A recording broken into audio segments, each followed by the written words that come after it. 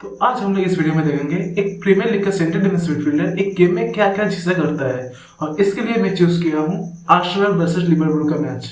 तो सबसे पहले तुम्हें याद रखना पड़ेगा, तुम्हें एक ट्रायंगल बनाना है अपने दो सेंटर बैक पार्टनर के साथ। ओनली इफ अगर तुम एक सिंगल पिवट में खेल रहे हो, मतलब तुम यहाँ पर देख सकते हो सलीबा, गैब्रियल और जुबिमेंडी एक ट्रायंगल क्रिएट कर रहा है और जुबिमेंडी और ट्रायंगल टॉप में है। अगर ये तुम पूरा टॉप व्यू से देखो तुम्हें कुछ ऐसा दिखेगा, गैब्रियल, सलीबा और जुबिमेंडी एक ट्रायंगल क्रिएट कर रहा है और ट्रायंगल के ऊपर जुबिमेंडी है। और सेकंड, तुम अगर ट्रायंगल के टॉप में हो तो तुम्हारा पोजीशन कैसे होना चाहिए? तुम्हारा पोजीशन उन लोगों जो फॉरवर्ड लाइन है उसके पूरा पीछे और मिडफील्ड लाइन के आगे होना चाहिए। मतलब तुम ये बात देख सकते हैं, जैसे कि इस मैच में क्या हो रहा था कि सोबोस्लाई, विट्स उन लोगों का फर्स्ट लाइन ऑफ प्लेस था और उनका फर्स्ट डिफेंस था। मतलब उनका जो फॉरवर्ड लाइन है, अगर तुम उन लोगों के बीच में चले जाओ तो देखो यहाँ पर सलीबा के पास बॉल है और उन लोगों के बीच में तुम आ गए। इसकी वजह से क्या हुआ, अगर सलीबा ने तुम्हें बॉल डायरेक्टली पास कर दिया, इसकी वजह से देखो सोबोस्लाई और विट्स दोनों गेम से बाहर निकल गए हैं। अभी क्या हो रहा है, अभी अगर तुम देखो तो सामने इजे है, इजे को तुम पास कर दिए तो देखो बॉल केविन बेंच और मैकलिस्टर, मतलब उन लोगों का मिडफील्ड जो है उसको भी बीट कर दिए हो अभी तुम, और सब तुम्हारे सामने सिर्फ उन लोगों का डिफेंस लाइन है। और उसके ऊपर और फिर अगर तुम इजे को भी बॉल नहीं दिए, डायरेक्टली गोल क्रॉस कर दिए, तो उसके बाद भी देखो तो उसका 1v1 ट्रांजिशन करना पड़ेगा। और फिर तुम इजे को भी ना देकर अगर साका को दे दो तो तुम देखो कि अगर वो क्रिकेट को बीट कर दे तो और एक थ्रेटनिंग चांस बन गया, वो एक क्रॉस डाल के गोल का अपॉर्चुनिटी बना सकता है या फिर कटिंग करके एक रेंज शूट खुद भी ले सकता है। और सेम उस साइड में भी मार्टिनेली के साथ होता है। तो इसके वजह से तुम अभी देख रहे होगे कि बिटवीन द लाइन्स में तुम्हें क्या क्या फायदा मिलता है। फर्स्ट तो कि तुम फ्री पासिंग ऑप्शन बन जाते हो, उसके ऊपर से तुम्हारे पास प्रेशर नहीं आता, उसके ऊपर से तुम उन लोगों जो फॉरवर्ड लाइन है उसको तो बीट कर चुके हो, उसके बाद तुम्हारा सिर्फ एक पास में तुम मिडफील्ड लाइन को भी बीट कर दिए हो। और उसके बाद क्या होगा, तुम बॉल को डायरेक्टली फाइनल थर्ड में इजीली लेके जा सकते हो जहां से सबसे ज्यादा स्कोरिंग चांस बनता है। अगर तुम डबल पिवट के साथ खेल रहे हो, मतलब दो सीडीएम है, तो अब तुम्हारा पोजीशन चेंज हो जाता है। पिछले केस में तुम क्या कर रहे थे, तुम दोनों सेंटर बैक के साथ एक ट्रायंगल बना रहे थे, लेकिन इस बार तुम थोड़ा सा एक चीज डिफरेंट करोगे, वो है तुमने फुल बैक के साथ तुम ट्रायंगल बनाओगे। मतलब तुम यहाँ पर भी देख सकते हो, अगर तुम उस मैच के 20 सेकंड आगे जाओ तो सलीबा, टिम्बर और जुबिमेंडी तक एक ट्रायंगल बना रहा है और उस साइड में राइस, गैब्रियल, हिनका पे मिलकर एक ट्रायंगल बना रहे हैं। मतलब अगर तुम टॉप व्यू से देखो तो तुम यहाँ पर देख सकते हो जुबिमेंडी, राइस यहाँ पर जो पिछले एक ट्रायंगल मैगलेस, राइस और हिनका के बीच हो रहा है और एक ट्रायंगल सलीबा, टिम्बर और जुबिमेंडी के बीच हो रहा है। और इस दोनों ट्रायंगल में टॉप में जुबिमेंडी और राइस, पर हमेशा तुम ट्राई मत करना है कि तुम बिटवीन दी लाइन्स ही रहो, क्योंकि अगर कोई प्लेयर सोचो कि हिनका पे इस केस में जैसे ऊपर चला गया, उसके वजह से तुम्हें उसका पोजीशन कवर करना पड़ेगा। और उसके वजह से देखा होगा कि राइस उसका पोजीशन कवर कर लिया और जुबिमेंडी तब एक सिंगल पिवट की तरह खेलने आ गया। और एक चीज, तुम अगर सिंगल पिवट की तरह खेल रहे हो तो तुम्हें दिमाग में एक चीज रहना पड़ेगा, वो है जिस हाफ में बॉल है उस सब पे तुम रहो। मतलब अगर अटैकिंग हाफ में बॉल है तो तुम्हें अटैक के साइड में जाना पड़ेगा, मतलब ओपोनेंट हाफ में। लेकिन अगर डिफेंस में बॉल है, मतलब सीडीएम पे, sorry I mean centre back के पास या फिर कोई फुल बैक के पास तुम्हारे हाफ में, तो तुम्हें तुम्हारे हाफ में ही जाना पड़ेगा, तुम पूरा ऊपर मत चले जाना। और तुम्हारा जो मूवमेंट है वो बहुत ज्यादा डिपेंड करता है ओपोनेंट टीम का फॉरवर्ड से। मतलब तुम यहाँ पर देख सकते हो जैसे सोबोस्लाई विट्स प्रेस कर रहा है और ये लोग अगर ज्यादा प्रेस करने चले गए तो तुम्हें भी पीछे आना पड़ेगा। लेकिन अगर ये लोग प्रेस करने में थोड़ा सा ज्यादा नहीं गए, पीछे ही रह गए, तो तुम्हें भी उसके साथ पीछे ही आना पड़ेगा। और उसके रीजन में तुम्हें बोल भी दिया कि बिटवीन दी लाइन्स रहने में तुम्हें क्या क्या फायदा मिलेगा। और उसके बाद तुम्हें याद रखना कि तुम्हारा मूवमेंट भी एक पासिंग ऑप्शन दूसरे के लिए क्रिएट कर सकता है।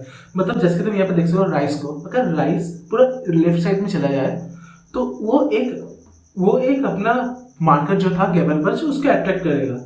लेकिन अगर गैबरबच अट्रैक्ट नहीं होता तो वो एक खुद पासिंग ऑप्शन बन जा सकता है। पर अगर गैबरबच उसकी तरफ अट्रैक्ट हो गया और वो उसकी तरफ भाग गया तो देखो जुबिमेंडी फ्री हो चुका है और एब्रेची इजे भी फ्री हो चुका है, तो इनका भी अपनी जुबिमेंडी एब्रेची इजे को पास दे सकते हैं।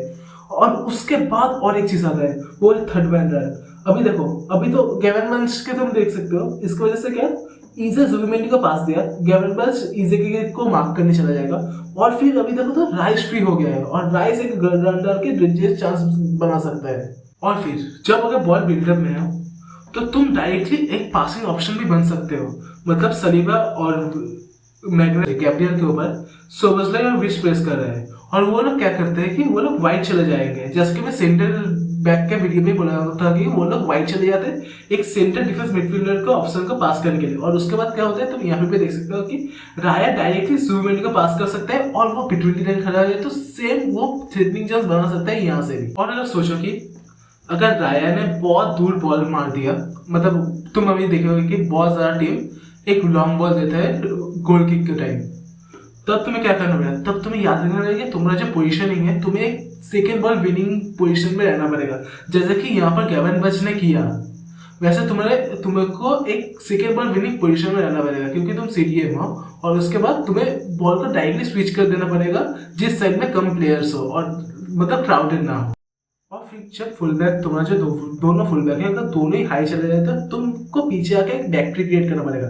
मतलब तुम यहाँ पर जैसे देख सकते हो गैब्रियल सालिबा और डिक्लेन राइस मिलकर एक बैक थ्री क्रिएट करे हैं क्योंकि उन लोगों का जो फुल बैक है वो दोनों ही ऊपर चले गए और ये तीनों लोग ऐसे फॉर्मेशन में हुए कि ये तीनों पूरा डिफेंस को रेस डिफेंस को अच्छी तरीके से पोजिशनिंग में रख रहे हैं। और उसके बाद तुम बहुत सारे सिचुएशन में देखे होंगे कि बहुत टाइम आता है कि तुम बॉल को डायरेक्टली विन नहीं कर सकते क्योंकि तुम्हारे ऊपर प्रेशर है और बॉल भी तुम्हारे से बहुत ज्यादा दूर है और लेकिन वो बॉल सेंटर बैक के पास में है बट उसको भी एक प्लेयर प्रेस कर रहा है। तब तुम्हें एक बहुत बढ़िया चीज करना पड़ेगा, वो है तो जैसे कि यहाँ पर तुम देख भी सकते हो कि राइस है। राइस क्या करता है, राइस पूरा बॉल और जो प्लेयर प्रेस करे उसके बीच आ गया। उसकी वजह से क्या हुआ कि उन लोगों का जो सेंटर बैक है वो इजीली बॉल को प्रोग्रेस कर दिया। लेकिन अगर राइस उसके बीच नहीं आता तो वो प्रेस हो जाता और उसके बाद हो सकता है कि वो पास ना कर सके या फिर पास कर भी दे, पर वो थोड़ा सा डेंजरस चांस बन जाता। लेकिन तुम सेंटर डिफेंस मिडफील्डर हो तो तुम्हारे पास ये आईक्यू होना चाहिए कि तुम उसके बीच में आ जाओ और एक तुम्हारा जो सेंटर बैक है उसके लिए एक इजी पासिंग ऑप्शन बना दे सकते हो। और जब तुम्हारा टीम प्रेशर में हो, मतलब बहुत ओपोनेंट जो है वो बहुत ज्यादा प्रेस कर रहा है तुम्हें और फिर तुम्हारे टीम के पास बॉल ऐसे वैसे करके रह रहा है, तब तुम्हें याद रखना पड़ेगा तुम्हारी काम है बॉल को स्विच करना। मतलब अगर राइट हैंड साइड में तुम खड़े हुए हो और वहां पर बहुत ज्यादा ओवरलोड हो चुका है तो तुम्हें बॉल लेकर लेफ्ट हैंड साइड में भेजना पड़ेगा, जैसे कि तुम यहाँ पर देख भी सकते हो। और अगर तुम लेफ्ट हैंड साइड भेज भी ना पा रही तो तुम्हें और एक चीज करना है, वो है फ्री मैन को ढूंढना।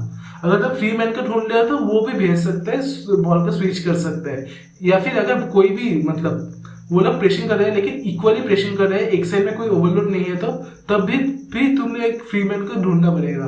और सबसे इंपॉर्टेंट बात, तुम सेंटर डिफेंस मिडफील्डर हो, तुम्हें पता होना चाहिए कि तुम्हारे आसपास क्या है। मतलब तुम्हें हर टाइम स्कैनिंग करना होगा और उसके ऊपर से तुम्हें पेशेंट रहना पड़ेगा। मतलब अगर कोई प्रेस कर रहा है तो उसको प्रेस को बीट करना, प्रेस रेजिस्टेंट बनना, तुम्हें थोड़ा सा पेशेंटली कामली सब कुछ को हैंडल करना पड़ेगा और पूरा पिच को कामली पूरा स्कैन करना पड़ेगा। और वो पेस्ट स्कैन और पेशेंस रखता था सर्जियो बुस्केट्स, तुम उसका गेम भी देख सकते हो, वो बहुत ज्यादा पेशेंस और कामली बॉल को हैंडल करता। अगर डिफेंसिव चीज की बात करें तो अगर तुम्हारा जो फुल बैक है वो 1v1 में बीट हो जाए तो अभी तुम्हारा बारी है उसका पोजीशन को रिकवर करना, जाके उसको थोड़ा सा रिकवरी टाइम मिल जाए, वो पीछे आ सके रिकवर करने का बॉल को। और अगर सेम एक सेंटर बैक कर रहे हैं तो सेम तुम्हें मतलब डिफेंस में हर एक पोजीशन में अगर कोई एक प्लेयर कमिट कर दिया है और बीट हो चुका है तो अभी उसका पोजीशन तुम्हारा रोल बन जाता है कि तुम उसका पोजीशन लो। और अगर दोनों फुल बैक ही हाई चले गए तो तब तुम एक थर्ड सेंटर बैक की तरह पीछे आके three centre back rest defence बना सकते हो। तो आज के लिए इतना ही सेंटर डिफेंस मिडफील्डर के बारे में। ये पूरा बेसिक था जो कि तुम इस मैच में आर्सेनल वर्सेस लिवरपूल के फर्स्ट 8 मिनट में देख सकते हो कि वो लोग इतना कुछ कर लिया सिर्फ 8 मिनट में। और यही पूरा बेसिक होता है premier league centre defence midfielder का। इससे ज्यादा तुम कर सकते हो लेकिन जो बेसिक है, जो मेन सबसे इम्पोर्टेंट है वो ये सब चीज ही है। और इस वीडियो में और जो बेसिक चीज होता है जैसे कि हाफ टाइम में बॉल को लेना, डिफेंस कैसे करता है, थोड़ा सा वन हैंड गैप रहना चाहिए तुम्हारा और ओपोनेंट के बीच अगर तुम डिफेंड कर सको, ये सब जो बेसिक चीज है मैं इस वीडियो में कवर नहीं किया।